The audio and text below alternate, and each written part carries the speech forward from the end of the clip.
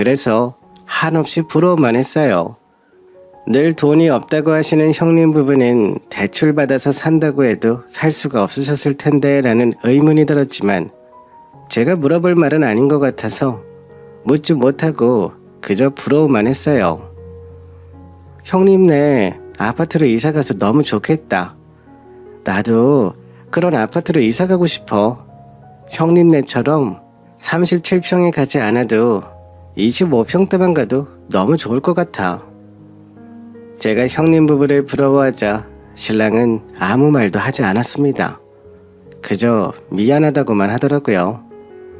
신랑은 내가 앞으로 열심히 일할게 라고 하면서 미안해하길래 우리 같이 열심히 모아보자면서 저는 웃었어요. 그러다 어느 날 저는 모든 것을 알게 됐습니다. 왜 제가 그 아파트에 이사가는 형님 부부를 부러워하자 신랑이 미안하다고 말했는지 말이죠. 신랑에게 모든 걸 맡긴 제가 신랑을 너무 믿었던 게 잘못이었는지 신랑은 1억을 받아서 받았다는 말도 하지 않고 아주버님 집 사는데 보태드린 겁니다. 당신 어떻게 나도 모르게 이럴 수가 있어. 당신 나를 와이프로 생각은 하는 거야? 어떻게 우리 둘이서 모은 돈을 당신 마음대로 사용할 수가 있는데 내가 얼마나 더 당신을 이해해야 되는데. 아니 당신이 하도 뭐라 하니까 형 얘기만 나오면 우리 둘이서 싸우니까 말을 못했지. 당신도 알잖아. 결혼 전에 미리 말했잖아. 그리고 이번이 정말 마지막이야. 당신 저번에 차 산다고 700만 원 보내드렸을 때도 똑같이 그랬어. 정말 마지막이라고. 그때도 한 달 내내 쉬지도 못하고 받은 월급 다 형님한테 들었잖아. 근데 이번에도 또 그래? 신랑이 저 몰래 형님에게 아파트 사는데 돈이 모자라다고 해서 돈을 준 사실을 알고 신랑이랑 정말 죽도록 싸웠습니다. 1억이 누군가에게는 줄 수 있는 돈인지 몰라도 신랑은 8년, 저는 5년간 일하면서 열심히 모은 돈입니다. 그걸 저한테 말도 없이 아주버님을 줬다고 하니 기가 찼습니다. 저희 부부가 싸움이 나자 시어머니는 형제끼리 돕고 살아야 하는데 너는 너무 돈돈한다. 형제 사이에 괜히 너로 인해 사이 멀어지게 하지 마라 하시면서 오히려 나를 구박하시더라고요. 아니 너는 신랑이 다 생각이 있어서 형한테 준 건데 그것도 이해 못하니? 형이 어떤 형인데 자기 목숨 살려준 형한테 1억 줄 수도 있지. 아직 너희는 젊고 아이도 없으니 금방 모을 수 있는 돈이잖아. 아니 어머님 1억 제가 5년간 열심히 일해서 모은 돈이고요. 저희 부부 돈이에요. 그런데 저한테 한마디 상의도 없이 이렇게 형님 집 사는데 보태준다는 게 말이 돼요? 시끄럽다. 괜히 형제간 싸움 나게 만들지 말고 신랑이 하자는 대로 해. 그리고 너희 지금 우리 집에 살면서 불편한 것도 없잖아. 월세도 안 들어가고 그냥 여기서 살면서 다시 돈 모으면 되지. 우리 손주가 중학교 입학해야 돼서 급하게 이사 가야 되지 않니? 그러니까 네가 이해하렴. 시어머니는 끝까지 신랑이 잘했다면 신랑 편을 드셨고 중학교 올라가는 손주가 학교 통학의 문제로 이사를 가야 하니 어쩔 수 없다고 말씀하셨어요. 저는 너무 기가 차서 형님을 찾아갔습니다. 형님은 제 편이 되어줄 거라 생각했어요. 시어머니의 이런 막말에 너무나 속이 상했거든요. 형님도 저희 신랑이 아주버님께 1억이나 드린 거 알고 계셨어요? 나는 잘 모르겠는데 신랑이 나한테는 집에 대해서 아무 말을 안 해서 알다시피 나는 신랑이 하자는 대로 해서 잘 몰라. 지금 내가 좀 바빠서. 형님은 급하게 은행 가봐야 한다고 집에서 잠시 기다리라고 하고 나가시더라고요. 형님은 신랑이 도장을 빠뜨려서 내가 가지고 간다 했거든 하면서 급하게 나가시더라고요. 동서, 정말 미안해. 내가 지금 동서랑 이야기할 시간이 없어. 커피 한 잔 마시고 문 닫고 나중에 다시 얘기하자. 미안해. 커피 한 잔 마시고 가. 알았지? 형님이 나가시고 일단 기다리기로 했어요. 형님 부부는 33평 아파트에 살고 계셨어요. 20평대 빌라에 살던 우리에 비해 집도 넓고 너무나 좋아 보였습니다.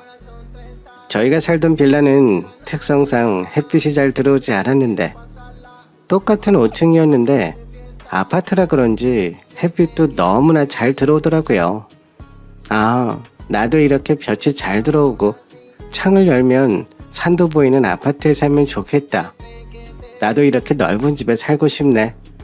이사 가면 나도 예쁘게 꾸미고 살아야지. 라는 생각이 들었어요. 그렇게 거실에서 기다리다가 이리저리 둘러보게 됐는데 형님은 급하게 나가느라 안방문도 열어두고 화장대 서류들도 그대로 두고 가셨더라고요. 저희 부부가 얼마 전에 서류 때문에 큰 골치를 앓았잖아요. 그래서 자연스럽게 그 서류에 눈이 가더라고요.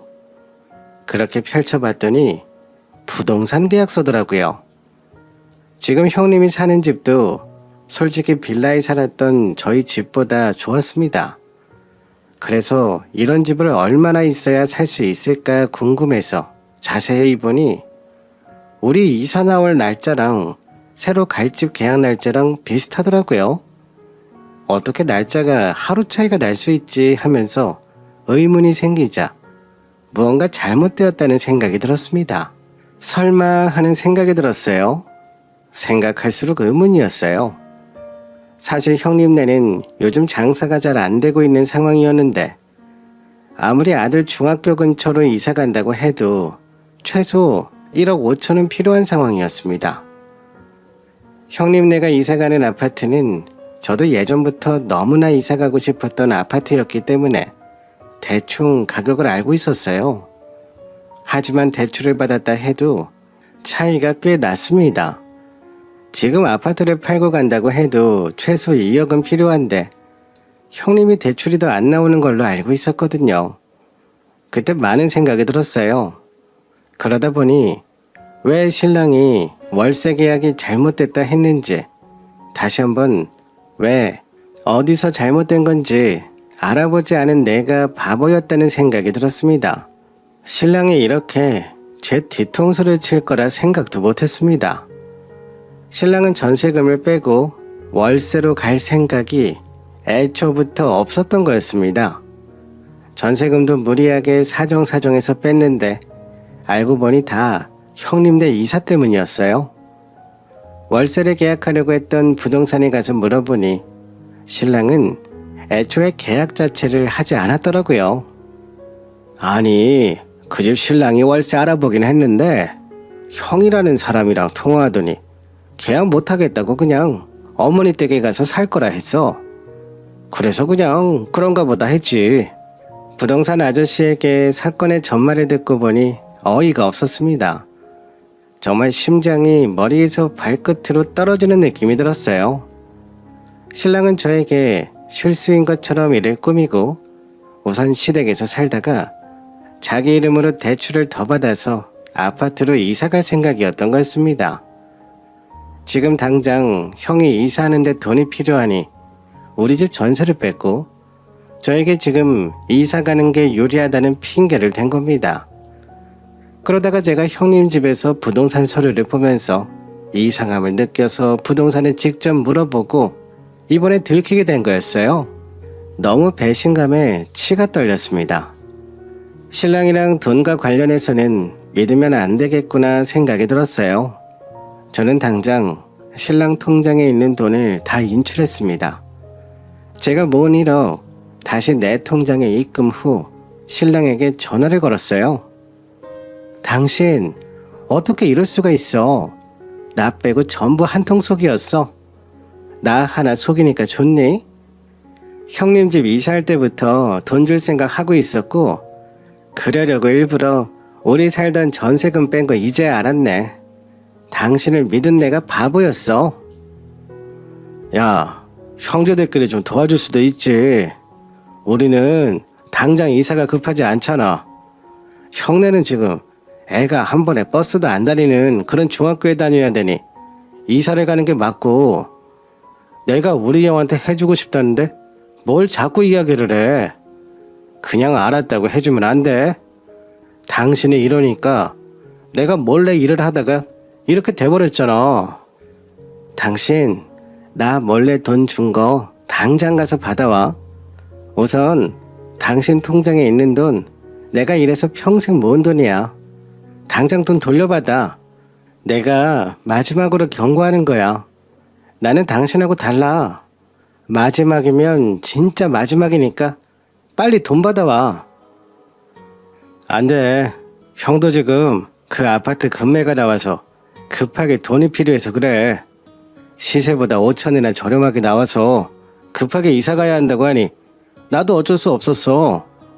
근데 당신은 무조건 안 된다고만 할 거잖아. 당연히 안 되지. 당신 그게 나한테 할 소리야? 당신에게 난 가족도 아니니? 어떻게 나한테 한마디 상의도 하지 않고, 그래, 아무리 내가 반대를 한다 해도 그런 쇼까지 하면서 나를 속여? 저는 너무 화가 나서 소리를 쳤습니다. 신랑은 끝까지 저보고 너무한다고 하더라고요. 대체 누가 너무한 걸까요? 제가 너무한 걸까요? 신랑이랑 말이 안 통했습니다. 신랑이 급하게 전세금을 뺄 때 알아봤어야 했는데, 신랑을 믿는다는 이유로, 제가 바쁘다는 이유로 신랑에게 100% 맡긴 제 잘못이겠죠. 어떻게 모은 돈인데 제 돈 1억까지 형한테 빌려줄 생각을 하고 있었다는 게 정말 용서할 수가 없었습니다. 그리고 저를 위하는 척 거짓말로 자기는 아무것도 모른다고 속인 형님에게도 화가 났고, 그동안 우리한테 받아먹은 게 얼만데 정말 너무 낯짝들이 두꺼운 거 아닌가요? 근데 왜 저만 이상한 사람 취급하는지, 형제 사이에 제가 이간질 시키고 싸움을 부추기는 사람처럼 이야기하는 시어머니한테도 당연히 화가 났습니다. 어떻게 이렇게까지 할 수 있을까요? 여러분들은 이해가 가시나요? 그런데 신랑은 우리의 미래보다는 형 가족의 미래를 먼저 생각하는 것 같았습니다. 그래서 저는 집에서 나가겠다고 했습니다. 나는 이 집에서 더 이상 나를 속인 당신이랑 당신 어머니랑 못 살아. 어떻게 다들 알면서 나 하나 바보 만들어. 내가 그렇게 우스워? 당신 하나 믿고 시댁에 들어왔던 내가 바보였어. 그러자 시어머니도 합세해서 너 혼자 나가라면서 우리 아들이 형에게 돈을 주겠다고 했는데 지금 와서 못 준다고 하면 어떡하냐고 저에게 막말을 하는 겁니다. 지금 집 계약도 다 해놓고 이사 갈 준비하고 있는 이 판국에 네가 이렇게 나오면 어떡하니? 네가 매번 이런 식으로 하니 우리 아들이 너 몰래 주려다가 일이 이렇게 꼬이게 됐지 않니? 그러니까 어머님은 이 모든 사실을 알고 계셨다는 거네요. 온 시댁 식구들이 저 하나 바보 만드신 거군요. 저 하나 속이면 다 해결되니까 저를 가족이라고 생각은 하신 거예요? 아니 얘 봐라. 네가 이렇게 득달같이 화를 내고 우리 아들 잡아먹을 것처럼 나오니까 이러는 거지. 너는 어디서 시애미한테 큰 소리로 대들어. 며느리가 말이야. 하면서 적반하장으로 저에게 큰 소리를 치시는 겁니다. 너무 화가 나고 어이가 없어서 말문이 막히더라고요. 며느리 잘못 들어와서 집안 분위기 망친다면서 말이죠. 가족이라는 관계를 유지하고 싶지 않았어요. 그뿐만 아니었습니다. 신랑은 알고 보니 신용대출까지 받아서 형님에게 줬더라고요. 이사자금이 부족하다는 말이 말이죠. 그것도 집으로 고지서가 날라와서 알았습니다. 신랑은 끝까지 저를 기만하더라고요. 다시는 안 가겠다 말한 지 일주일이 지났는데 또 신용대출까지 받아서 준 걸 보니 이 사람은 정말 답이 없는 사람이구나 라는 생각에 포기하게 되더라고요. 앞으로 제 결혼 생활이 어떻게 될지 너무 눈에 보였습니다. 그렇게 저는 신랑이랑 이혼을 결심했습니다. 사랑했기 때문에 망설였던 부분도 있었어요. 그리고 나라면 간이식 못해줄 것 같아서 고마운 마음에 참고 또 참았습니다. 하지만 여기까지였어요. 저는 신랑이 빌고 또 빌어도 이혼을 했습니다. 신랑은 다시는 안 그러겠다며 매일 찾아왔지만 제 마음은 이미 떠나버렸어요. 저의 이혼 결정이 남편뿐만 아니라 형님 내에 엄청난 영향을 줬죠. 근데요, 결국 아주버님네 이사 못 갔습니다. 그 짐 고스란히 가져다가 시댁에 풀어놨어요. 제가 이혼을 했잖아요. 남편 통장을 묶어놔 버렸거든요. 사실 이렇게까지 할 필요는 없긴 했어요. 근데 전 해야만 했습니다. 내 돈이 아주버님네 아파트로 다 들어가게 생겼는데 그런 사유로 묶어놨고 돈을 마련하지 못한 아주버님은 계약이 깨졌고 위약금까지 물어줘야 됐죠. 그 아파트가 금매잖아요. 금매가 왜 금매겠어요? 빨리 돈을 받으려 내놨는데 기한을 못 지키니 그 자리에서 계약이 날아간 거죠. 그래서 아주버님은 생돈 5천만 원이 날아갔고 돈이 더 줄어버린 아주버님은 원래 살던 아파트로 되돌아가지도 못하고 시댁으로 돌아왔다 하더군요. 물론 제 몫으로 받아야 할 금액은 재산 분할까지 안전하게 다 받아냈습니다. 위자료 2천만 원도 추가로 받았고요. 그날 시어머니가 얼굴이 하얗게 질려서는 저에게 악을 쓰며 소리치던 모습이 아직도 눈앞에 생생하네요. 아무리 생각해봐도 정말 이상한 집구석 같았습니다. 시어머니는 끝까지 며느리인 제 탓으로 이야기를 하셨습니다. 마지막까지 한결같이 자기 아들 편만 드시더라고요. 저랑 이혼하고 나서 신랑이랑 아주버님 사이가 좋지 않다고 들었습니다. 신랑은 저랑 이혼을 바랬던 게 아니었거든요. 앞서 말씀드렸다시피 저희는 형님 문제, 시댁 문제만 아니면 정말 사이가 좋았습니다. 잘 맞는 부부였어요. 하지만 신랑은 제가 이번에도 넘어가 주겠지라고 믿었고 저는 더 이상 참지 못한 거죠. 이 상황을 참는 여자가 누가 있을까요? 시댁 식구들이 한통 속으로 나를 속이는 이 상황을 참고 살 여자는 없다고 생각합니다. 그러다 보니 형님은 동생을 이혼시켰다는 죄책감과 갑자기 닥친 집 문제로 점점 동생이랑 사이가 멀어지게 됐고 시어머니는 그 모든 걸 제 탓으로 하고 싶은 거겠죠. 저는 시어머니의 감정 쓰레기통이 되고 싶지 않아서 모든 시댁 식구들 번호를 차단했습니다. 이혼과 동시에 말이죠. 저는 학원도 관두고 다른 학원에서 더 좋은 계약으로 일하고 있습니다. 저도 처음에는 사랑하는 남자의 간을 살려준 사람이라 아주버님께 잘했습니다. 간까지 이식해줬는데 돈을 줄 수도 있지 하시는 분들도 계실 수 있습니다. 하지만 부부의 재산을 자기 마음대로 준다는 것도 싫었어요. 거기에 저희 부부의 호의가 계속되니 당연하다는 듯 생각하는 걸 보고 마음이 돌아섰고 무엇보다 형님도 1억이 넘는 돈을 주는 것에 당연하게 생각하는 걸 보고 그리고 본인도 알고 있으면서 저 하나 바보 만들려고 하는 행동에 시댁 식구들이랑 다시는 엮이고 싶은 마음이 들지 않더라고요. 형제간 사이가 좋은 건 좋죠. 그 모습에 저 또한 결혼을 결심한 이유기도 했고요. 하지만 사이가 좋은 거랑 일반적으로 퍼주기만 하는 거랑은 다르더라고요. 가족 한 명의 희생을 당연시 받아들이는 집에 있다면 제 이야기를 듣고 다시 한 번 더 생각해 보셨으면 좋겠네요. 형제까지 사이가 좋은 거랑 한 사람의 일반적인 배려로 잘 되는 집은 희망이 없는 것 같더라고요. 신랑은 이혼한 지 반년이 지난 지금도 메일을 보냅니다. 제가 모든 번호를 차단해서 전화도 문자도 안 보니 메일을 보내는 거겠죠. 저랑 있을 때는 그렇게 형님만 챙기고 시댁 식구들을 우선으로 하더니 저를 잃고 나서는 와이프의 소중함을 알았나 봅니다.